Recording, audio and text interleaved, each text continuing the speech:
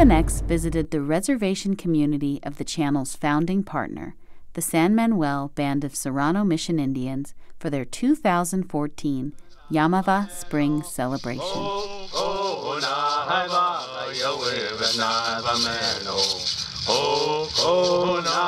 Today is Spring Celebration, and so back in 1996, myself and Vincent Duro wanted to bring culture back to the tribe as far as being open for everybody, all members and friends. Today it brings us a joyful event. We've been doing this for a number of years. This is probably my 8th year.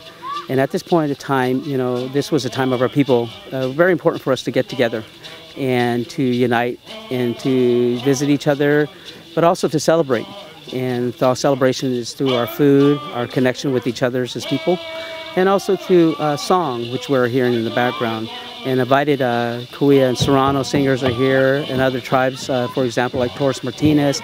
We have Wally Anton, Bouye from different tribes that come and share their songs.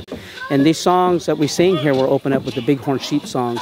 Those were the songs of the people of the Serrano people, and they talk about these people. The Bighorn Sheep were people then, and the Creator designated them, and they stood first to come out to choose themselves to be Bighorn people, sheep. And so they transformed themselves. And the songs talk about when they were transforming, giving themselves permission and going off into the wilderness. And so when we would hunt these bighorn sheep, we had paid them great respect as a people and also as an animal. They helped us to survive, and the survive was by going out and hunting them, and we would hunt them and bring them back to the big house and then pay respect to them. For me, the bird sings the creation songs about our ancestors from the other world that we came from, a place called Mara, and the place that we came from.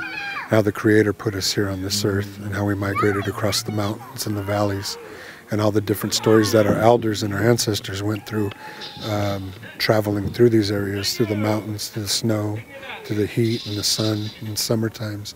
And the songs are about those things and the suffering, and plus they're also about the animals as well. I came in involved in bird singing when I was probably around 10 years old with my grandmother. She used to take me to Palm Springs to the Awa Cayente tribe, and we'd sing out there. And I first started singing with Biff Andreas when I was around 10 years old. And the cultural part of it, I grew up with my grandmother. She raised me, pretty much learning the cultural side of everything and some of the traditions that we do and practice. I pretty much learned it from my grandmother and godmother.